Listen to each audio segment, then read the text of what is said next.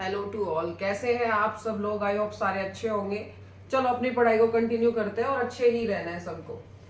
कल हमने कॉन्स्टिट्यूशन पढ़ा था। कॉन्स्टिट्यूशन एक ओवरव्यू ले लिया था हमने कॉन्स्टिट्यूशन का। अब उसके बाद पढ़ते हैं historical background of constitution.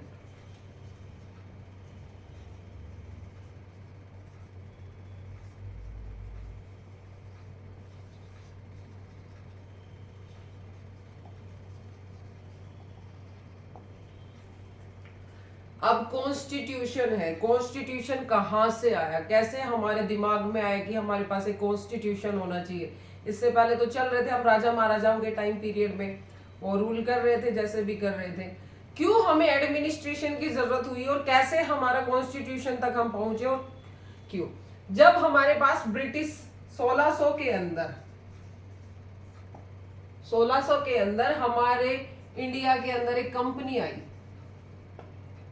British east India company.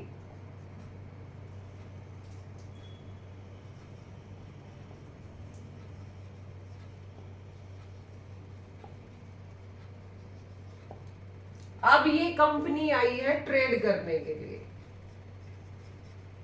Company trade करने के लिए आई है। कंपनी ने देखा कि भाई यहाँ पे तो अच्छा है, राजा महाराजा है, सारे किंग हैं, किंग आपस में लड़ रहे हैं, ठीक है, एडमिनिस्ट्रेशन कुछ नहीं है, सिर्फ लड़ रहे हैं एक दूसरे के साथ में। क्यों ना यहाँ पे रूल किया जाए अच्छे से, क्योंकि उनके पास ऑलरेडी मिलिट्री पावर थी, ठीक है, पैसा भी था, पैसा था तभी तो ट्रेड करने आए हैं, तो अच्छा खासा रेवेन्यू भी था उनके पास और स्किल्स भी थी। क्यों, ये जब सारी चीजें हो जाती हैं तो एडमिनिस्ट्रेशन अपने आप अच्छा होता है वहां का। ये सारी चीजें तब होती है ट्रेड करने। किसी भी जगह की कंपनी दूसरी जगह पे जाएगी, दूसरे देश के अंदर जाएगी ट्रेड करने के लिए, तो तभी जा सकती है जब उसके पास सारी फैसिलिटीज होगी। बिना फैसिलिटीज के वो कहीं नहीं जाएगा। पैसा तो इसका मतलब उसके पास सबसे ज्यादा है, मेन रोल पैसे का आता है। अब बात है यहाँ पे राजा लड़ रहे हैं, वो देख रहे हैं कि भाई राजा तो लड़ रहे हैं ऑलरेडी, अच्छी जगह है, रूल कर सकते हो। अब ये कंपनी आई है 1600 के अंदर, 1600 के अंदर आई है, व्यापार करने के लिए आई है। एक आपने स्टोरी सुनी भी होगी शायद, मैंने तो पढ़ी थी। जब ये कंपनी आई थी ना, तो इन्होंने हमारे राजा से कहा था कि हम एक तंबू लगाएंगे। ये तंबू हम लगा रहे हैं तो इस तंबू के नीचे जितनी भी जगह होगी वो जगह हमें मिल जाए। राजा ने हाँ कर दी है कि हाँ भाई एक तंबू ही तो है, तंबू लगा लो और जैसे ही तुम्हें जगह है उतनी जगह में अपने रख सकते हो सामान। लेकिन ये तंबू एक ऐसा रबड़ का तंबू था कि वो डेली सुबह बढ़ जाता था और ऐसे करते करते करते करते इन्होंने बहुत सारा एरिया कैप्चर कर लिया। माइंड देखो, माइंड गेम था सारा का सारा। मे भी आप लोगों ने भी पढ़ा हो इसे, लेकिन मैंने पढ़ा था, माइंड में है तो मैंने इसे इलेबोरेट। तो यहां से एक कंपनी स्टार्ट हुई है। अब ये कंपनी को यहाँ रूल करते हुए कितना टाइम हो गया है, चल रहा है 200 साल हो चुके हैं, 20 इयर्स। अब जो वहां की गवर्नमेंट है, ये कंपनी रूल कर रही है इंडिया के अंदर। इंडिया के अंदर ये रूल कर रही है। अब हमारी जो इनका कहां से आई है, ये आई है ब्रिटेन से। ब्रिटेन की सरकार है, ब्रिटेन की सरकार इसे देख रही है कि भाई ये कंपनी गई थी 1600 के अंदर, ठीक है, 200 साल हो गए, 200 नहीं 173 हुई है, 1773 में पहला रूल आया है। मैंने ऑलमोस्ट 200 कर दिया है, 173 ईयर्स हो जाते हैं क्योंकि 73 माइनस 1600, 173 साल हो गए हैं और वहां पे जमा बैठा है, वापस आने की कोशिश भी नहीं कर रहा है। क्या कर रहा है नहीं कर रहा है हमें नहीं पता। उसे देखने के लिए वहां के पीएम ने भेजा किसी को, ठीक है, सुपरवाइजर आया है, उसने देखा है कि हाँ भाई कंपनी क्या कर रही है, चलो उसके बारे में उसने जाके बताया है पीएम को, वहां का पीएम जो सरकार होती है, पीएम के बाद ही सरकार होती है। अब वहां की सरकार ने सोचा है कि भाई कंपनी सबसे ज्यादा पैसा इंडिया से कमा रही है, ठीक है, वहां जाके बस गई इंडिया में। कुछ तो ऐसा है कि भाई अब कंपनी वहां से आने का नाम नहीं ले रही है और ना ही हमें कोई प्रॉफिट हो रहा है कंपनी के वहां पे रहने से। तो वहां की सरकार ने रूल लगाए हैं कंपनी के ऊपर। अब हम पढ़ते हैं एक्ट्स। ये एक्ट्स हैं कंपनी के ऊपर, हमारे ऊपर नहीं है। अभी इंडिया के ऊपर शासन नहीं किया है ब्रिटिश सरकार ने, अभी शासन करेगी वो पहले कंपनी के ऊपर। तो ईस्ट इंडिया कंपनी है ब्रिटेन की। दो चीजें चलेंगी, हम जितने भी एक्ट्स पढ़ेंगे उसमें सिर्फ दो चीजें चलेंगी। यहां है ब्रिटेन सरकार, ठीक है, गवर्नमेंट, और यहां है east India company. East India company थी ये, उसके बाद आया था ब्रिटेन का शासन। तो ठीक है, क्योंकि ये गवर्नमेंट है, किसी कंट्री को रूल कर रही है, तो वो ऐसे ही किसी भी देश को बर्बाद नहीं करेगी।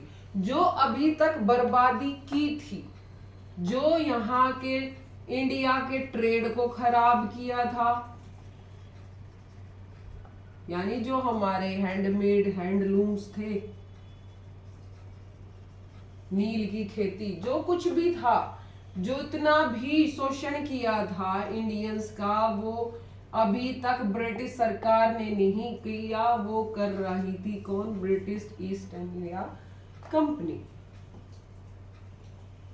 तो इसे कंट्रोल करने के लिए इसने रूल्स बनाए हैं कि भाई इतना भी शोषण मत कर जितना तू कर रहा है। तो पहला इन्होंने भेजा रेगुलेटिंग एक्ट, नाम से ही पता चल रहा है रेगुलेटिंग एक्ट 1773। होश आया है 173 साल बाद की भाई हमारे यहाँ से कोई गया हुआ था, वो वापस लौट कर नहीं आया है, वहीं बस गया है, चलो चेक करते हैं क्या कर रहा है। तो रेगुलेटिंग एक्ट इसके ऊपर कंट्रोल करने के लिए आया है। अब रेगुलेटिंग एक्ट क्या कहता है? पहली बात तो हम पढ़ेंगे कि जब रेगुलेटिंग एक्ट आया था कौन था वहां का पीएम? वहां का पीएम था लॉर्ड नॉर्थ। लॉर्ड नॉर्थ था पीएम, ने देखा इसके ऊपर रूल रेगुलेशन बनने चाहिए तो रूल रेगुलेशन बनाया। अब देखो, अब अगर कंपनी आई है तो कंपनी का क्या है? अपना बेस होता है, एक फिक्स जगह पे अपना बेस बनाती है, और वो बेस ऐसी जगह पे बनाती है जहां पे उसका अच्छे से ट्रेड हो। अब वो पानी के रास्ते आ रहे हैं, ठीक है, शिप में बैठ के आ रहे हैं, शिप में बैठ के आके अपना व्यापार करें, तो उन्होंने अपने व्यापार का केंद्र किसे बनाया हुआ है? बंगाल को सेंटर है उनके ट्रेड का। ईस्ट इंडिया कंपनी का सेंटर है बंगाल। तो अब बंगाल इसलिए बहुत ज्यादा जरूरी हो जाता है। अब बंगाल के अंदर कंपनी है तो कंपनी का एक गवर्नर है, बंगाल गवर्नर, ठीक है। अब बंगाल का गवर्नर है, 3 प्रेसिडेंसीज, एक ये वर्ड है प्रेसिडेंसीज। प्रेसिडेंसीज क्या है कि जो भी एरिया कैप्चर कर लिया है ईस्ट इंडिया कंपनी ने, EIC लिख देती हूँ, ईस्ट इंडिया कंपनी ने, ये एरिया है, इस एरिया, ये एरिया भी इनका हुआ, ठीक है। अब ये एरिया इनका हुआ है तो रूल भी अब इनका होगा।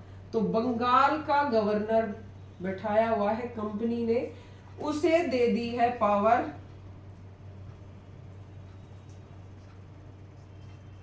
अपॉइंटेड लिख देते हैं, Bengal governor appointed as governor general. जब किसी भी, जब एक चीज के नीचे 2-3 चीजें आ जाती है तो उसे स्पेसिफाई कर देते हैं जनरल से। तो governor general of 3 presidencies, presidencies कौन है? एक तो हो गई बंगाल, दूसरा मद्रास, तीसरा कलकत्ता। कलकत्ता। अब बंगाल के गवर्नर को अपॉइंट कर दिया है governor general of Bengal, Madras and Calcutta. 3 presidencies है ये। अब है ये गवर्नर जनरल। पहला रूल आया है ये कि भाई ये अकेला सिर्फ गवर्नर बना बैठा है, इसके पास सारी सैलरी उठा रहा है, इसे काम दो। मद्रास का भी कलकत्ता का भी, अकेले से काम नहीं चल रहा है। आगे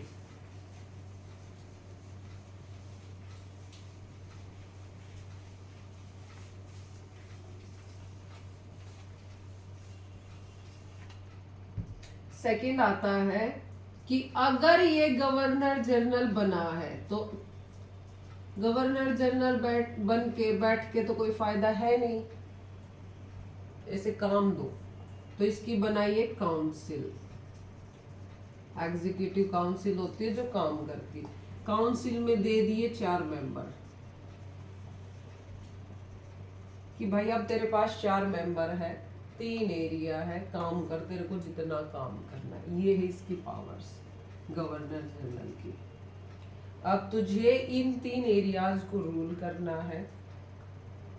तो ये क्या हो गया? अब एक administration. It is the beginning of the administration. Administration in India. Legal administration start हो गया है इंडिया के अंदर।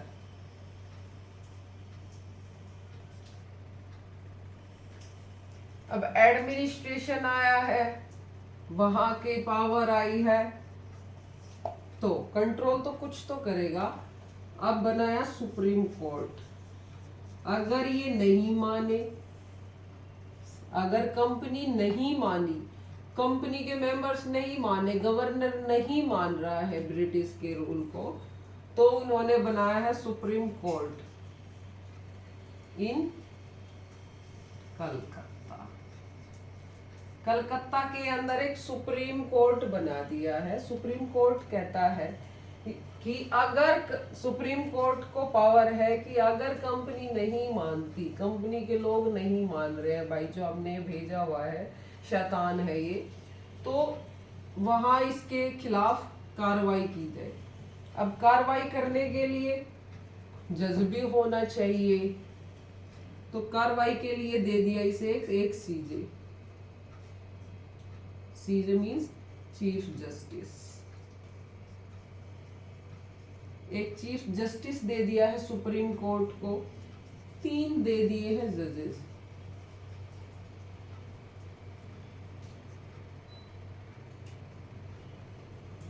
अब 4 मेंबर आए हैं नए सुप्रीम कोर्ट के, 4 मेंबर आए हैं काउंसिल के। ये इंडिया के अंदर 4 चीजें आ गई।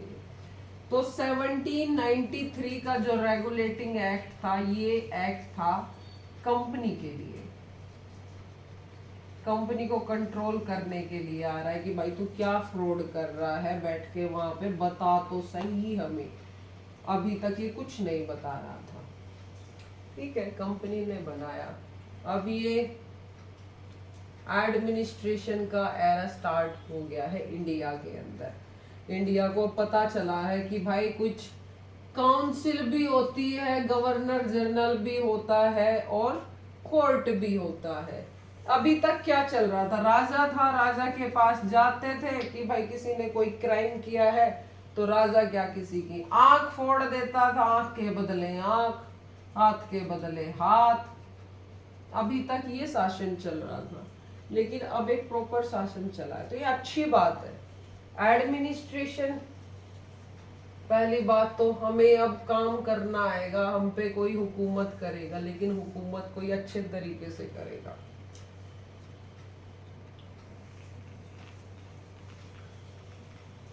ये तो था हमारा रेगुलेटिंग एक्ट 1793। अब इसके बाद आते हैं नेक्स्ट पे,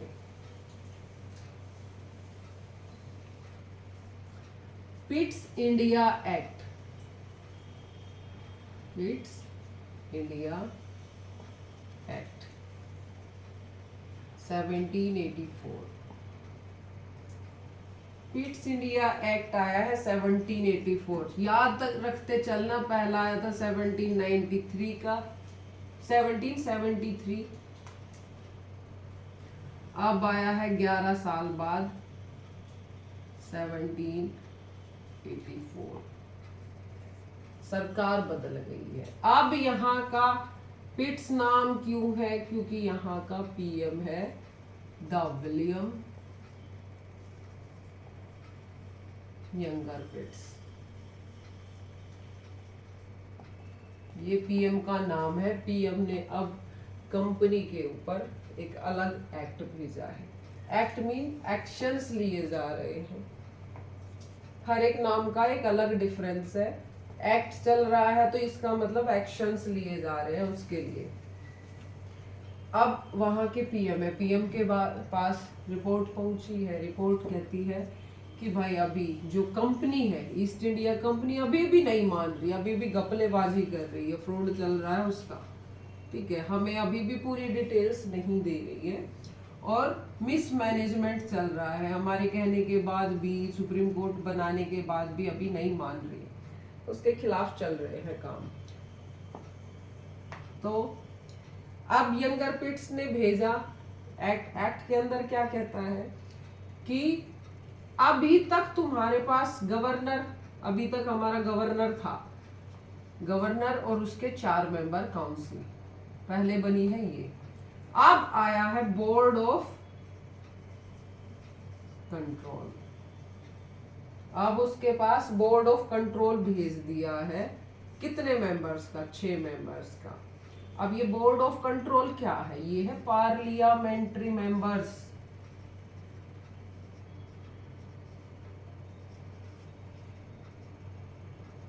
of British government,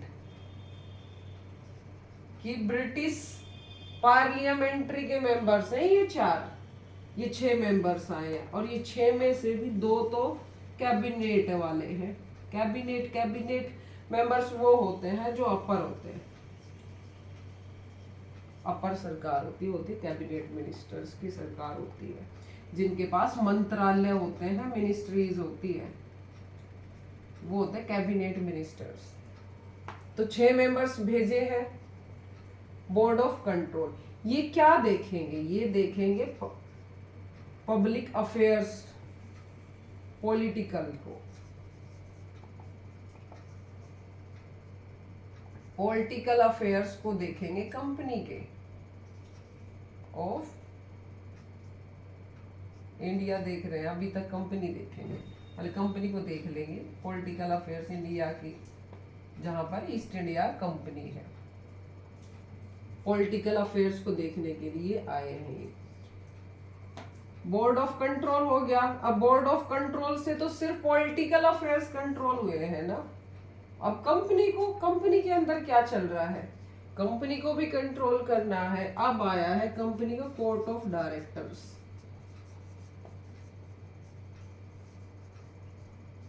court of directors देखेगा कंपनी के commercial affairs, companies commercial affair.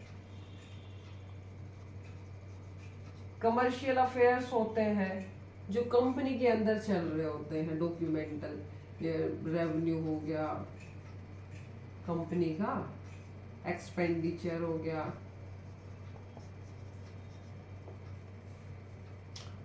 और पॉलिसीज हो गई।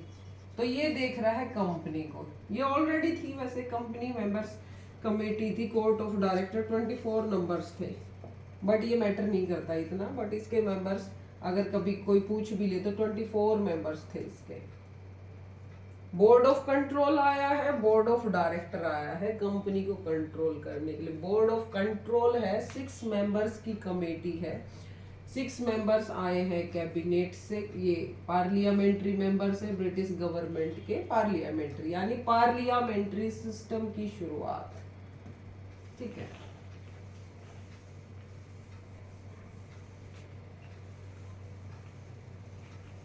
Beginning of parliamentary system.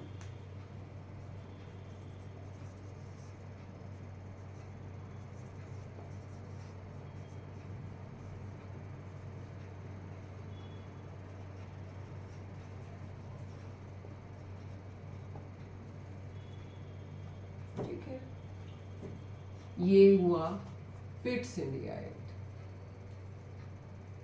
अब पिट्स इंडिया एक्ट हो गया, एक्ट हो गया। एक्ट के बाद आएंगे अब चार्टर एक्ट। नेक्स्ट आता है चार्टर एक्ट। 1784 में आया है, अब इसमें +9 कर दो, 1793। इसके अंदर आए चार्टर एक्ट 1793। एक्ट से, नाम से पता चलता चलेगा, चार्टर एक्ट। चार्टर का मतलब है एक चार्टर लेकर आई थी East India Company British government से।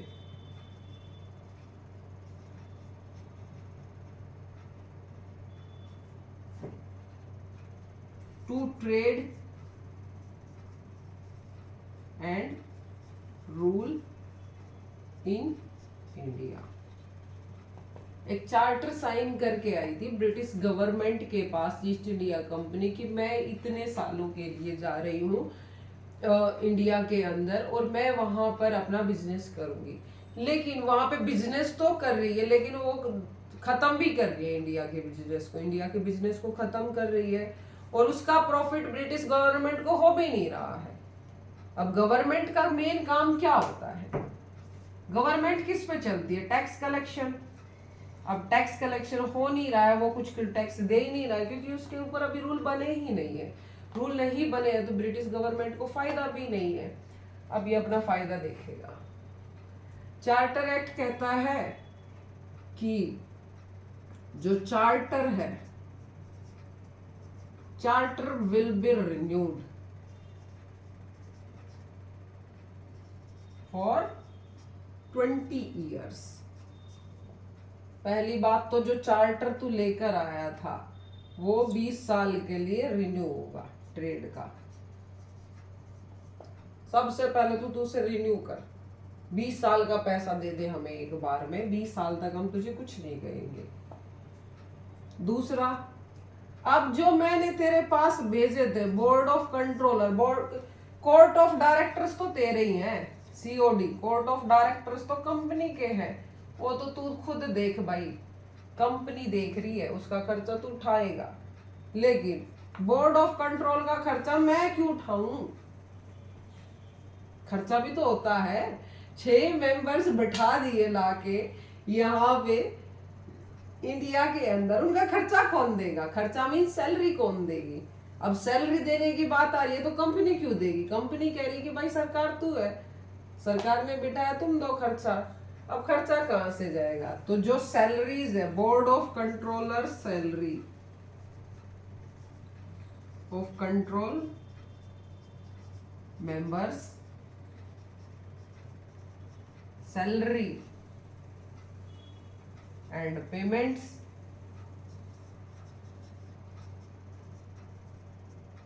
will be charged from Indian revenue। ये कहता है कि जो तो इंडियन रेवेन्यू, जहां जो इंडिया से तू प्रॉफिट कमा रहा है, इंडिया की जो 3 प्रेसिडेंसीज को रूल कर रहे हो, तो वहां से टैक्स भी कलेक्ट कर रहे हो। जो टैक्स कलेक्शन तुम्हारा है, उस कलेक्शन में से तुम सैलरी दोगे किसकी? बोर्ड ऑफ कंट्रोल की, कि जो 6 मेंबर्स मैंने बिठाए हैं उनकी सैलरी वहीं से ही जाएगी। अब ये दे रहा है सैलरी।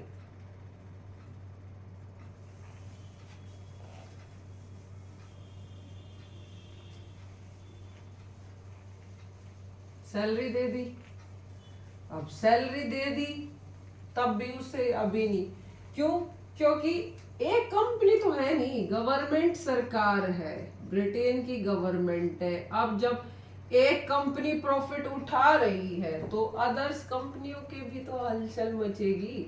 वो उन्हें हलचल मची हुई है कि भाई जब वही ईस्ट इंडिया कंपनी ही सारा प्रॉफिट क्यों कमा रही है, हम भी कमाएंगे, हम भी जाएंगे इंडिया के अंदर, हम भी इंडिया के अंदर अपनी कंपनी लगाएंगे और पैसा कमाएंगे। तो मोनोपोली थी अभी तक। मोनोपोली, मोनोपोली वर्ड का मतलब होता है कि एक जगह पर, ठीक है, मोनोपोली वन कंपनी ट्रेड, कि मैं ईस्ट इंडिया कंपनी हूं, इंडिया के साथ अगर कोई बिजनेस करेगा तो सिर्फ मैं करूंगा, मेरे अलावा कोई नहीं करेगा। ये एक मोनोपोली सिस्टम होता है। अब वो बिजनेस कर रहा है इंडिया के साथ, चाइना के साथ। इंडिया तो चल रहा है। अब वहां की सरकार ने कहा कि 20 साल भाई तू ट्रेड के ले कि तू बिजनेस कर ले, लेकिन तेरी मोनोपोली नहीं रहेगी। अब तो मोनोपोली किस चीज में रहेगी? सिर्फ टी। टी, हमारे असम के बागान है ना चाय पत्ती के, एक मेन चीज है। इससे पहले हम लोग चाय उगाते थे लेकिन हमने चाय नहीं पी। इंडिया वाले अभी तक चाय नहीं पी रहे हैं। अब हमें पता चला है ब्रिटेन वालों के आने के बाद कि भाई चाय भी पीनी होती है। तो चाय का कंसेप्ट यहाँ है। तो जो ब्रिटेन वाले थे, जो हमारी टी है, ठीक है, रेड लेबल, बहुत अच्छी टी है, रेड लेबल, हमारी रेड लेबल है, उसे ले जा के पी रहे हैं, वो उसे बेच रहे हैं और हमें पता भी नहीं है रेड लेबल इतना ज्यादा पी रहे हैं वो। तो आसाम की चाय के साथ बिजनेस कर रहे हैं, तो कंपनी कह रही है, ब्रिटेन सरकार कह रही है कि भाई चाय का बिजनेस तू रख ले, चाय कोई और नहीं खरीदेगा। और एक चाइना, तेरे पास दो एरिया है, एक चाय और एक चाइना। इंडिया से सिर्फ तू चाय ले सकता है और चाइना के साथ व्यापार कर सकता है। चाइना के साथ और तेरी चाय के साथ कोई छेड़छाड़ नहीं की जाएगी। बाकी अदर्स कंपनियां भी यहाँ पर बिजनेस कर सकती है, यानी उसकी मोनोपोली खत्म कर दी है।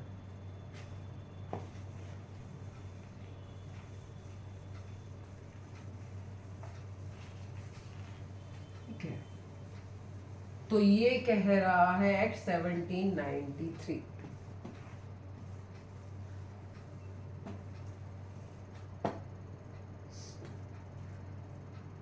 और धीरे धीरे गवर्नर की पावर तो बढ़ती जा रही है, गवर्नर की पावर बढ़ रही है।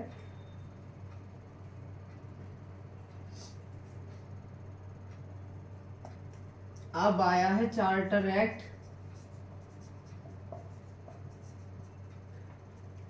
अभी 20 साल लेकर गया था, 20 साल के बाद अब ये कब लौट कर आएगा? 1813 के अंदर। ये हर 20 साल बाद लौट के आ रहा है, ठीक है। 20 साल तक उसको कुछ नहीं कहता, फिर अपना एक चार्टर भेजता है, उसके अंदर अपने रूल रेगुलेशंस भेजता है।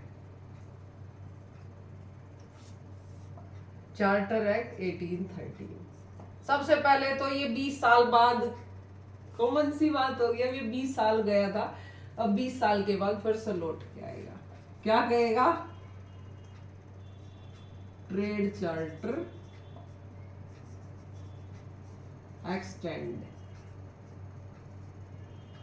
extended for next 20 years,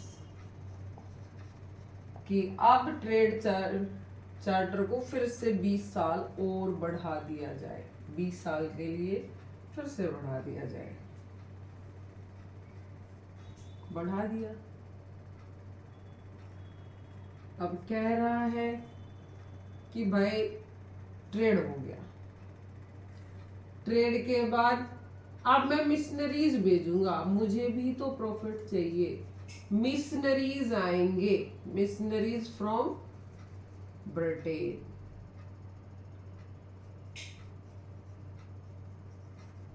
किस लिए? टू स्प्रेड एजुकेशन इंग्लिश आएगी अब हमारे पास। Education and Christian religion.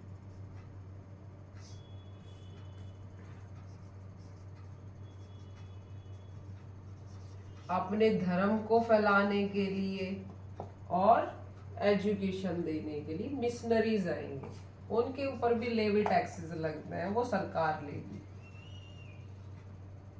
Missionaries भेज दिया।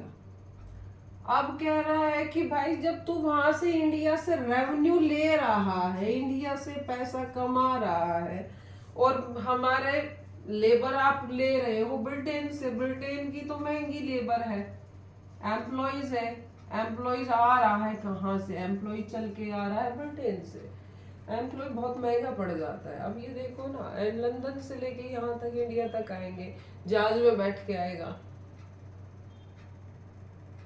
फिर जब मिलने जाएगा जहाज में बैठ के जाएगा, किसके खर्चे पे जाएगा, कंपनी के खर्चे पे, और कंपनी वैसे भी टैक्स दे रही है सरकार, और वहां का एक पढ़ा लिखा एम्प्लॉय आ रहा है इंडिया के अंदर, रहना सहना खाना पीना सारी चीजों की जरूरत पड़ रही है उसे, तो वो बहुत महंगा पड़ रहा है।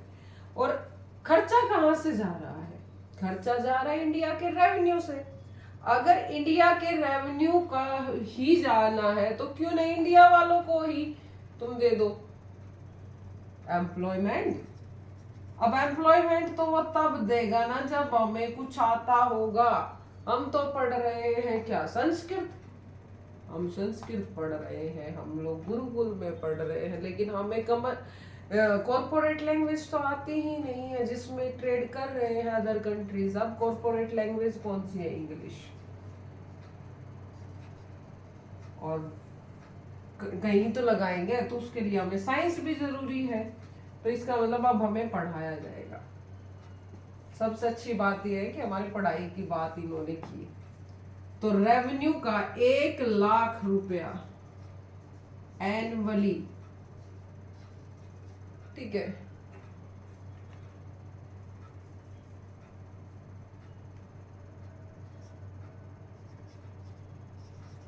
विल बी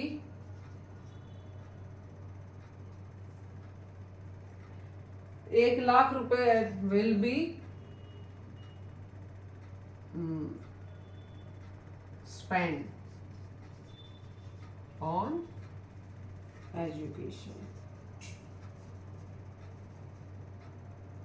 एजुकेशन के ऊपर 1,00,000 रुपया भी लगाया जाएगा। ये कह रहा है हमारा चार्टर एक्ट 1813, 1813 का चार्टर एक्ट। अब हमें पढ़ाया जा रहा है, हम पढ़ेंगे भी, ठीक है। अब इससे चलते हैं नेक्स्ट में।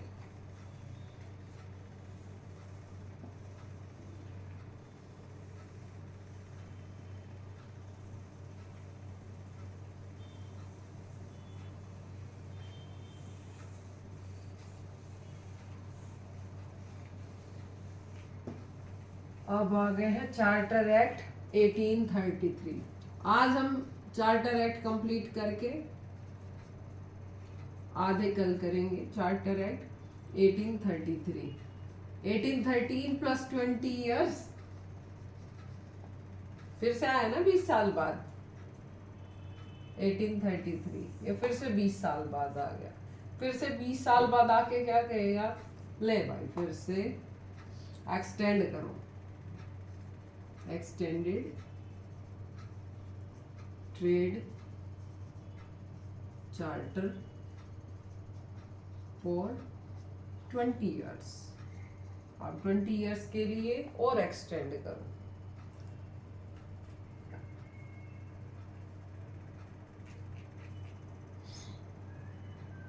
दूसरा, अब बात जब ट्रेड एक्सटेंड कर रहा है तो ट्रेड मोनोपोली खत्म कर देगा ये। अब कि भाई अब तेरी चाय भी चाय नहीं रही, तेरी ना ही तेरा चाइना चाइना रहा है। चाइना से वो सिल्क ला रहा है,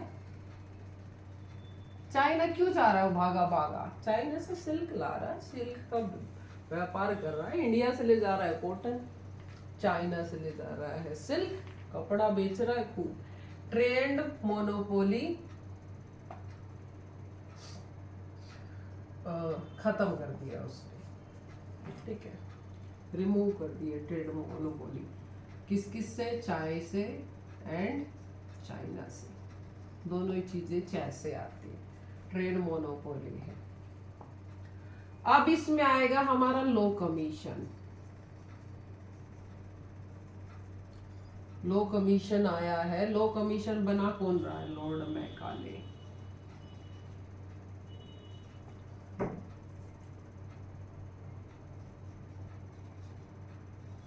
ठीक है, लॉर्ड मैकाले हमारा लो कमीशन बना रहा है, ठीक है, लो कोड।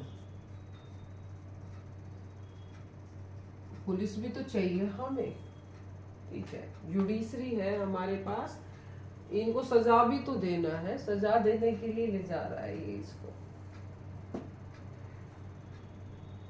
जो कंपनी के लॉर्ड्स है, अब कह रहा है कि अब जो कंप्लीट है, सीधा सीधी बात है, कंपनी के अब टोटली पार्लियामेंट्री सिस्टम आ गया है।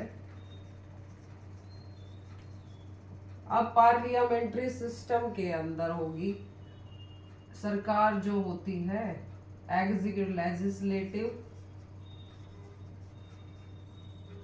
और एग्जीक्यूटिव। अब दो टाइप की सरकार होगी। ओ, दो टाइप की सरकार से याद आया, जो हमारा 1784 था उसके जो एक मेन हेडिंग लाइन थी, वो शायद मेरे माइंड से स्किप हो गई है, मैं बताना भूल गई। उसे द्वैध शासन कहा जाता है। द्वैध शासन, डायरकी सिस्टम, शासन, डायरकी सिस्टम, ये बहुत फेमस नाम है डायरकी सिस्टम। मैंने वो पूरा एक्ट तो पढ़ा दिया, लेकिन ये नाम मैं बोलना भूल गई। डायरकी सिस्टम था वो, बोर्ड ऑफ कंट्रोल और COD, control court of director, इसे डायरकी सिस्टम कहते हैं, ठीक है, ये डायरकी सिस्टम था। तो जो ये एक्ट नाम फेमस है डायरकी सिस्टम के लिए, ठीक है, डायरकी सिस्टम है ये डायरकी सिस्टम था 1784 का, और जो 1833 का है ये है पार्लियामेंट्री सिस्टम। पार्लियामेंट्री सिस्टम है कि लेजिस्लेटिव, ठीक है, अपर मिनिस्ट्री हो जाएगी, ये लॉज बनाती है, और ये एग्जीक्यूटिव है, ये वर्क करती है, ठीक है। अब प्रॉपर पार्लियामेंट्री सिस्टम आ गया है। अब है हमारे पास प्रॉपर सरकार, सरकार, पार्लियामेंट्री सिस्टम आ गया है। और जो लॉर्ड्स होंगे इसके, लॉर्ड्स एंड मिनिस्टर्स, डायरेक्टली किसके होंगे? बोर्ड ऑफ कंट्रोल के मेंबर। जो लॉर्ड्स है, लॉर्ड्स का मतलब है हेरिडिटेरी, हेरिडिटेरी वंशानुगत, वंशानुगत मिनिस्टर्स होते हैं। जैसे हमारे राज्यसभा के होते हैं ना, राज्यसभा कभी भी डिसमेंटल नहीं होती है, लोकसभा होती है हमेशा, जब भी होती है। ऐसे ही ये लॉर्ड्स है, ये डिसमेंटल नहीं होते हैं, ये वंशानुगत चलते आ रहे हैं, मिनिस्ट्रीज हैं इनके पास में, फिक्स है ये। तो ये भी अब किस में आएंगे? बोर्ड ऑफ कंट्रोल में आएंगे। अब आया है क्या हमारा, कौन सा पेपर है सबसे बड़ा पेपर जिसके बारे में हम डिस्कस कर रहे हैं? Civil service. Civil service exam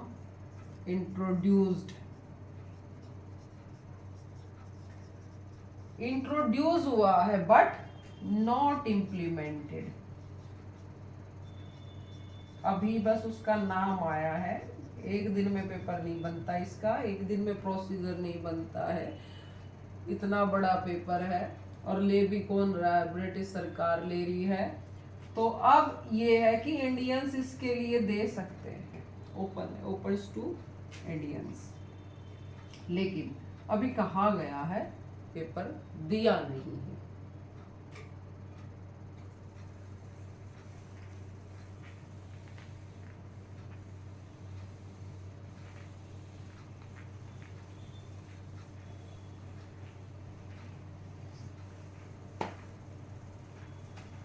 last इसका पॉइंट और है, जो गवर्नर जनरल है बैठा है ना बंगाल के अंदर, बंगाल का governor general, governor general becomes the governor governor general of India. क्यों? क्योंकि अब प्रॉपर पार्लियामेंट्री सिस्टम आ गया है, एग्जीक्यूटिव लेजिस्लेटिव आ गया है, तो अब उसे बना दिया जाए गवर्नर जनरल ऑफ इंडिया। अब पूरा का पूरा एडमिनिस्ट्रेशन आ गया है कंट्रोल में ब्रिटिश गवर्नमेंट के, और ये पूरा कंट्रोल किसके ऊपर है?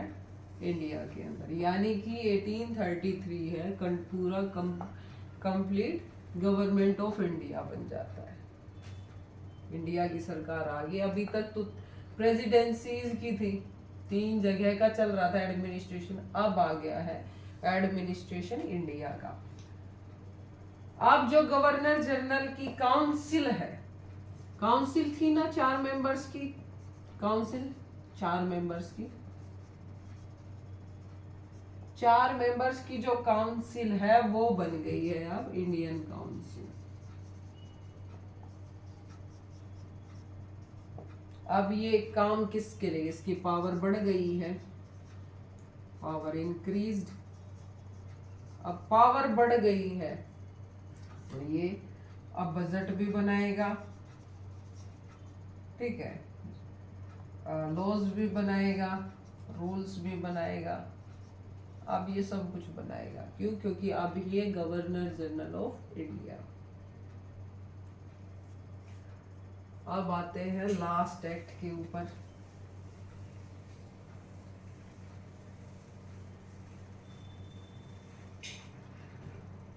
(1833) प्लस 20 years।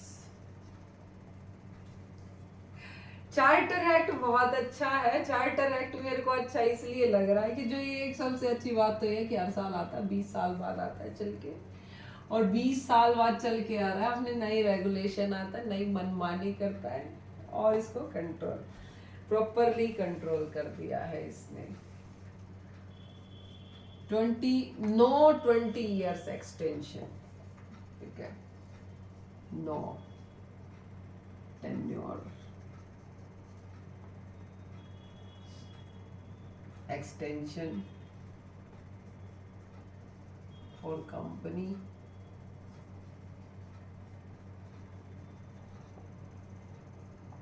to trade, कि भाई अब तुझे आगे एक्सटेंड कराने की जरूरत नहीं है, any time administration will take over by government of take over by British government।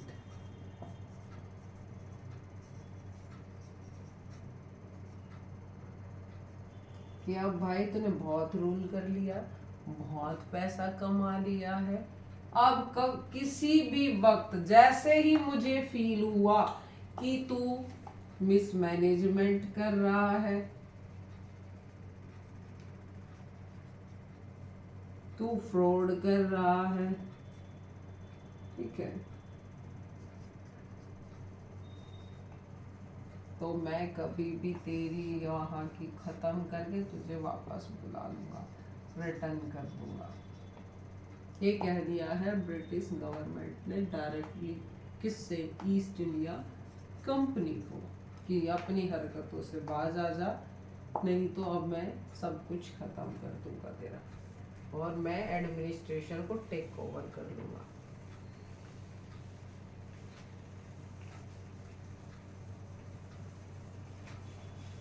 अब गवर्नर बजट बनाएगा,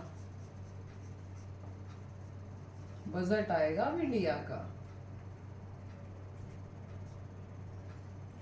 गवर्नर लॉर्ड विलियम बेंटिंग आ गया है, गवर्नर है लॉर्ड विलियम बेंटिंग।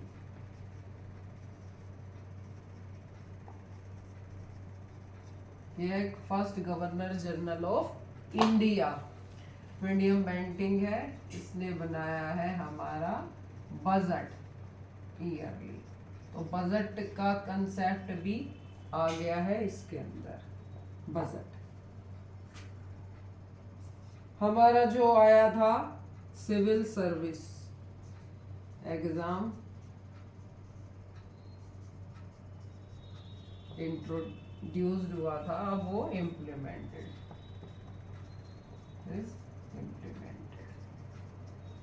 अब वो इम्प्लीमेंट हो गया है। सिविल सर्विस एग्जाम इम्प्लीमेंट हो गया है और अब गवर्नमेंट ने कह दिया है कि employees for the company will be selected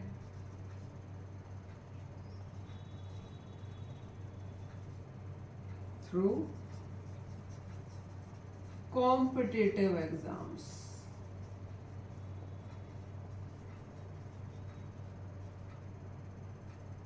कि अब जो कंपनी के जो एम्प्लॉयज है वो इंडिया से ही लेगा, क्योंकि अब पढ़ा भी दिया है। 1 साल 1 लाख रुपया खर्च करके कुछ तो बन ही गया है।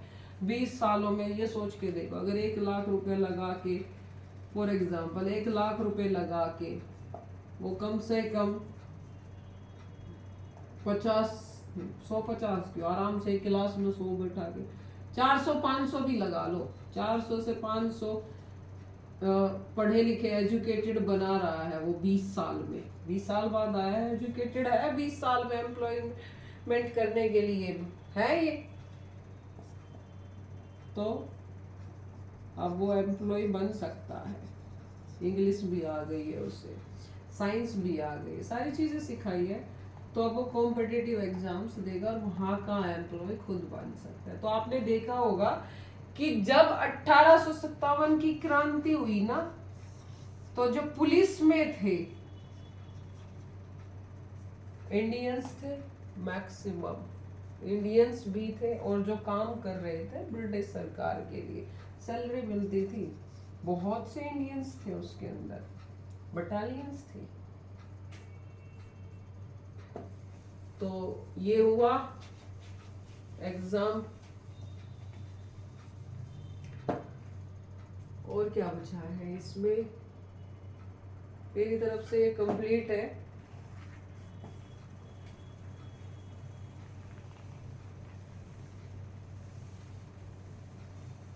और गवर्नर जनरल के पास पूरी पावर आ गई है, अब उसका कंप्लीट हो गया है पार्लियामेंट्री सिस्टम। इंक्रीज होंगे बारी बारी करके, नंबर्स इंक्रीज हो रहे हैं पार्लियामेंट्री मेंबर्स के। तो आज हमने ये एक्ट्स यहाँ तक पढ़ लिए हैं। आज हमने कितना टाइम पीरियड पढ़ा है? आज हमने टाइम पीरियड पढ़ा है 1773 टू 1853। ठीक है, माइनस भी करके देख लेते हैं हमने कितने साल पढ़े हैं, कितने साल। तो ये सरकार को ईस्ट इंडिया कंपनी को मनाने में लग रहे हैं 80 साल। 80 साल लग गए हैं। 80 साल तो ब्रिटिश कंपनी ही, ब्रिटिश गवर्नमेंट ही रूल बना रही है ईस्ट इंडिया कंपनी को खदेड़ने के लिए। तो अभी तक भी हमारे पास क्राउन शासन नहीं आया है, पर हाँ गवर्नमेंट आ गई है। किसकी? Government of Britain, British. ठीक है, ब्रिटिश कि ब्रिटेन नहीं बोलेंगे, ब्रिटिश ही हम रट्टे मारते आ रहे हैं हमेशा। ब्रिटिश गवर्नमेंट तो हम ब्रिटिश ही बोलेंगे। ठीक है, ब्रिटिश गवर्नमेंट आ गई है और ये नींव बन गई है किसकी? हमारे कॉन्स्टिट्यूशन के लिए।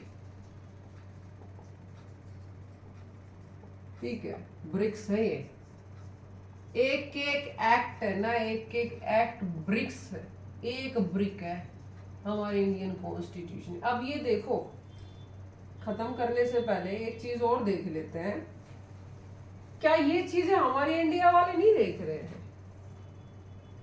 अभी तक तो हमें कॉन्स्टिट्यूशन के बारे में नहीं पता था, क्या अभी हमारे इंडिया वाले नहीं देख रहे हैं कि भाई देखो कैसे काम कर रहे हैं? एडमिनिस्ट्रेशन है, अब उस एडमिनिस्ट्रेशन के अंदर घुसेंगे जाके। अभी तक तो सारे के सारे मेंबर्स है कहाँ के? पार्लियामेंट में, ब्रिटेन के। आगे आने वाले एक्ट्स में जो हमारे अब 1858 के बाद चलेंगे, 53 के बाद जितने भी एक्ट्स चलेंगे 1947 तक, अब रोल आएगा हमारा इंडियंस का।